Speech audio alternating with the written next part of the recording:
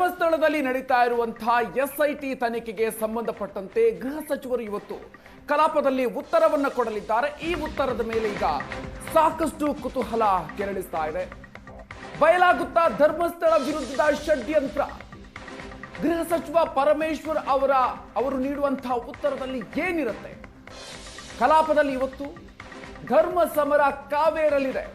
ಕೆಲವೇ ಕ್ಷಣಗಳಲ್ಲಿ ಸಚಿವ ಪರಮೇಶ್ವರ್ ಉತ್ತರವನ್ನು ಕೊಡಲಿದ್ದಾರೆ.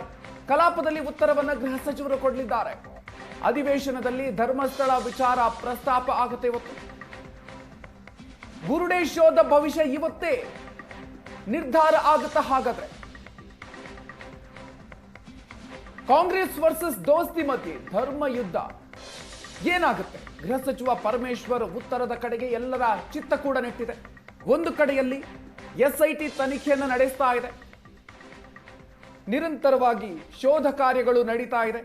ಬೇರೆ ಬೇರೆ ಆಯಾಮಗಳಲ್ಲಿ ಧರ್ಮಸ್ಥಳದಲ್ಲಿ ಶವ ಶೋಧ ವಿಚಾರಕ್ಕೆ ಸಂಬಂಧಪಟ್ಟಂತೆ ಬೆಳವಣಿಗೆಗಳು ನಡೀತಾ ಇದೆ.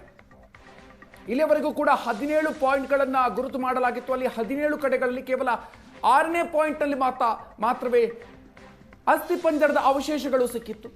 ಉಳಿದಂತೆ ಯಾವ ಭಾಗದಲ್ಲೂ ಕೂಡ ಯಾವ ಪಾಯಿಂಟ್ನಲ್ಲೂ ಕೂಡ ಯಾವುದೇ ಅವಶೇಷಗಳು ಸಿಗದ ಹಿನ್ನೆಲೆಯಲ್ಲಿ ಈಗ ಅನಾಮಿಕನ ಮೇಲೆ ಅನುಮಾನಗಳು ವ್ಯಕ್ತ ಆಗ್ತಾ ಇದೆ. ವಿರೋಧ ಪಕ್ಷಗಳು ಕೂಡ ಈಗ ಸಾಕಷ್ಟು ಆಕ್ರೋಶಗಳನ್ನು ವ್ಯಕ್ತಪಡಿಸ್ತಾ ಇದ್ದಾರೆ. ಆತ ಹೇಳಿದ ಕಡೆಯೆಲ್ಲ ಇನ್ಯಾಕೆ ಶೋಧವನ್ನ ನಡೆಸಬೇಕು ಅನ್ನುವಂಥ ರೀತಿಯಲ್ಲಿ ಪ್ರಶ್ನೆಗಳನ್ನ ಮಾಡ್ತಾ ಇದ್ದಾರೆ. ಅದರ ಜೊತೆಗೆ ಈಗಾಗಲೇ ಬಿಜೆಪಿ ಕಡೆಯಿಂದ ಧರ್ಮಸ್ಥಳಕ್ಕೆ ಜಾಥಾ ಕೂಡ ಮಾಡಲಾಗಿತ್ತು. ಎಲ್ಲ ಹಿನ್ನೆಲೆಯಲ್ಲಿ ಸರ್ಕಾರದ ಮೇಲೂ ಕೂಡ ವಿಪಕ್ಷಗಳು ಈಗ ಒತ್ತಡವನ್ನ ಹೇರುವಂತ ಕೆಲಸವನ್ನ ಮಾಡ್ತಾ ಇದೆ. ತನಿಖೆ ಮುಂದಿನ ಹಂತದಲ್ಲಿ ಯಾವ ರೀತಿಯಾಗಿ ಮುಂದುವರಿಯುತ್ತೆ ಅನ್ನುವಂಥ ವಿಚಾರಕ್ಕೆ ಸಂಬಂಧಪಟ್ಟಂತೆ ಇವತ್ತು ಗೃಹ ಸಚಿವರು ನೀಡುವಂತಹ ಉತ್ತರ ಸಾಕಷ್ಟು ಕುತೂಹಲವನ್ನು ಮೂಡಿಸ್ತಾ ಇದೆ. ಹೆಚ್ಚಿನ ಡೀಟೇಲ್ಸ್ ಕೊಡ್ತಾರೆ ನಮ್ಮ ಪ್ರತಿನಿಧಿ ಪೊಲಿಟಿಕಲ್ ಬ್ಯೂರೋ ಚೀಫ್ ಆನಂದ್ ಬೈದನಮನ್ ಇದೀಗ ನಮ್ಮ ಜೊತೆಗೆ ನೇರ ಸಂಪರ್ಕದಲ್ಲಿದ್ದಾರೆ. ಆನಂದ್, ಗೃಹ ಸಚಿವರು ಇವತ್ತು ನೀಡುವಂತಹ ಉತ್ತರ ಸಾಕಷ್ಟು ಕುತೂಹಲವನ್ನ ಮೂಡಿಸ್ತಾ ಇದೆ. ಜೊತೆಗೆ ಇದು ಇವತ್ತು ನೀಡುವಂತಹ ಉತ್ತರ ಎಸ್ಐಟಿ ತನಿಖೆಯ ಮುಂದಿನ ಹಂತವನ್ನು ಕೂಡ ಬಹುಶಃ ನಿರ್ಧಾರ ಮಾಡುವಂತಹ ಸಾಧ್ಯತೆ ಇದೆ. ಸೊ ಏನೆಲ್ಲ ಡೀಟೇಲ್ಸ್ ಇದೆ ಆನಂದ್?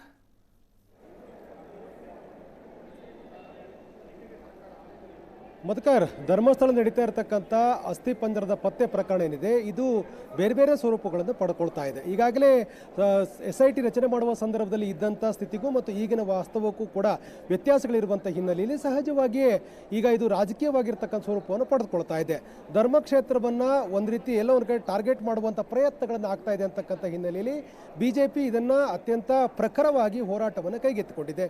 ಇದರ ಹಿನ್ನೆಲೆಯಲ್ಲಿ ಈಗ ವಿಧಾನಸಭೆಯಲ್ಲಿ ಇವತ್ತು SIT ರಚನೆಯ ಮುಂದಿನ ಕ್ರಮದ ಬಗ್ಗೆ ಒಂದು ಸ್ಪಷ್ಟವಾಗಿರ್ತಕ್ಕಂಥ ಹೇಳಿಕೆಯನ್ನು ಉತ್ತರವನ್ನು ಸರ್ಕಾರ ಕೊಡಬೇಕಾಗಿದೆ. ಯಾಕಂದರೆ ಈಗಾಗಲೇ ಗುರುತು ಮಾಡಿರ್ತಕ್ಕಂಥ ಈಗ ಸ್ಥಳಗಳಲ್ಲಿ ಉತ್ಖನನ ಮಾಡಿರ್ತಕ್ಕಂಥ SIT ಅಧಿಕಾರಿಗಳು ಕೇವಲ ಒಂದು ಪಾಯಿಂಟಲ್ಲಿ ಮಾತ್ರ ಅಸ್ಥಿಪಂಜರದ ಅವಶೇಷಗಳನ್ನು ಪತ್ತೆ ಮಾಡುವಲ್ಲಿ ಮಾತ್ರ ಯಶಸ್ವಿಯಾಗಿದ್ದಾರೆ. ಹಿಂದುಳಿದಿರ್ತಕ್ಕಂಥ ಏನು ಗುಂಡಿಗಳಲ್ಲಿ ಯಾವುದೇ ರೀತಿಯಾಗಿರುವಂಥ ಪೂರಕ ಮಾಹಿತಿಗಳು ಸಿಗದೇ ಇರುವಂಥ ಕಾರಣಕ್ಕಾಗಿ ಈ SITಯನ್ನು ಮುಂದುವರಿಸಬೇಕೇ ಅಥವಾ ಅನಾಮಿಕ ಕೊಟ್ಟಿರ್ತಕ್ಕಂಥ ಮಾಹಿತಿಯ ಹಿನ್ನೆಲೆಯಲ್ಲಿ ನಡೆದಿರ್ತಕ್ಕಂಥ ಒಟ್ಟಾರೆ ಪ್ರಕ್ರಿಯೆ ಸಂಬಂಧಪಟ್ಟಾಗ ಯಾವ ವರದಿಯನ್ನು ಸರ್ಕಾರ ಪಡೆದುಕೊಳ್ಳಬೇಕು, SIT ಯಾವಾಗ ವರದಿಯನ್ನು ಕೊಡಬಹುದು, SIT ವರದಿಯಲ್ಲಿರ್ತಕ್ಕಂಥ ಪ್ರಮುಖ ಅಂಶಗಳು ಏನಿರುತ್ತೆ ಮತ್ತು ಯಾವ ವಿಚಾರಗಳ ಆಧಾರದ ಮೇಲೆ ಇರುತ್ತೆ, ಇವೆಲ್ಲವೂ ಕೂಡ ಬಹಳ ಪ್ರಮುಖ ಆಗುತ್ತೆ. ಹಾಗಾಗಿ ಇವತ್ತು ಮಧ್ಯಾಹ್ನದ ಹೊತ್ತಿಗೆ ರಾಜ್ಯ ಸರ್ಕಾರದ ಪರವಾಗಿ ಗೃಹ ಸಚಿವರಾಗಿರ್ತಕ್ಕಂಥ ಡಾಕ್ಟರ್ G. ಪರಮೇಶ್ವರ್ ಅವರು ಉತ್ತರವನ್ನು ಕೊಡ್ತಾರೆ. ಹಾಗಾಗಿ ಸರ್ಕಾರ ಕೊಡ್ತಕ್ಕಂಥ ಉತ್ತರ ಕುತೂಹಲಕ್ಕೆ ಕಾರಣವಾಗಿದೆ.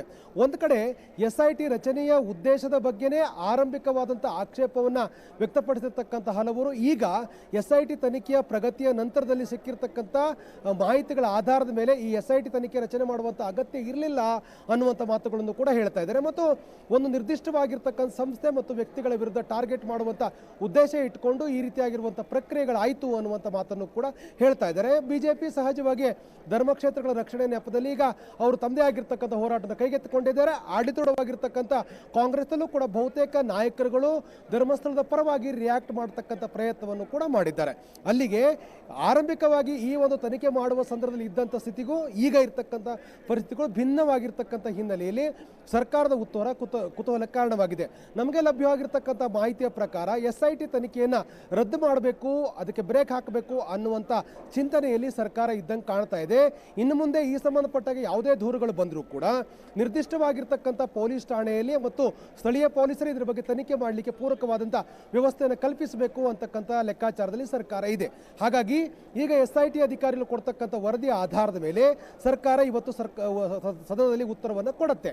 ಯಾಕೆಂದರೆ ಈಗಾಗಲೇ SIT ಅಧಿಕಾರಿಗಳು ಗೃಹ ಸಚಿವರನ್ನ, ಮುಖ್ಯಮಂತ್ರಿಗಳನ್ನ ಭೇಟಿ ಮಾಡಿ ಹೋಗಿರುವಂಥ ಹಿನ್ನೆಲೆಯಲ್ಲಿ ಈ ಸರ್ಕಾರ ಆ ಉತ್ತರವನ್ನು ಸಿದ್ಧಪಡಿಸಿಕೊಂಡು ಉತ್ತರವನ್ನು ಸರ್ಕಾರ ಕೊಡುತ್ತೆ. ನಮಗೆ ಬಂದಿರತಕ್ಕಂಥ ಮಾಹಿತಿಯ ಪ್ರಕಾರ 6ನೇ ಪಾಯಿಂಟಲ್ಲಿ ಸಿಕ್ಕಿರತಕ್ಕಂಥ ಅಸ್ಥಿಗಳ ಅವಶೇಷಗಳೇನಿತ್ತು, ಆ ಅವಶೇಷಗಳ ಹಿನ್ನೆಲೆಯಲ್ಲಿ ಅದನ್ನು ಫಾರೆನ್ಸಿಕ್ ಲ್ಯಾಬಿಗೆ ಕಳಿಸ್ಕೊಡ್ಲಾಗಿದೆ.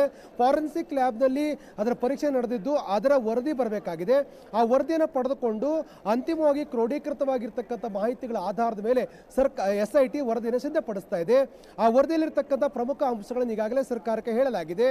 ಹಾಗಾಗಿ ಸರ್ಕಾರ ಇದುವರೆಗೆ ಆಗಿರ್ತಕ್ಕಂಥ ತನಿಖೆಯ ಪ್ರಗತಿ ಮತ್ತು ಕಾನೂನಾತ್ಮಕವಾಗಿರ್ತಕ್ಕಂಥ ಮತ್ತು ಆಡಳಿತಾತ್ಮಕವಾಗಿ ಏನೇನು ಪ್ರಕ್ರಿಯೆಗಳಾಗಿದೆಯೋ ಈ ಎಲ್ಲ ವಿಚಾರಗಳ ಬಗ್ಗೆಯೂ ಕೂಡ ಸರ್ಕಾರ ಸದನದಲ್ಲಿ ಉತ್ತರ ಕೊಡ್ತಕ್ಕಂಥ ಸಾಧ್ಯತೆಗಳು ಕೂಡ ಇದೆ. ಮತ್ತು ಸರ್ಕಾರ SITಯ ಮುಂದಿನ ಭವಿಷ್ಯದ ಬಗ್ಗೆಯೂ ಕೂಡ ಸ್ಪಷ್ಟವಾಗಿರ್ತಕ್ಕಂಥ ಹೇಳಿಕೆ ನೀಡತಕ್ಕಂಥ ಸಾಧ್ಯತೆಗಳಿದೆ ಅಂತಕ್ಕಂಥ ಮಾಹಿತಿಗಳು ಇರುವಂಥದ್ದು. Madhukar, okay, thank you Anand ಡೀಟೇಲ್ಸ್ಗೆ.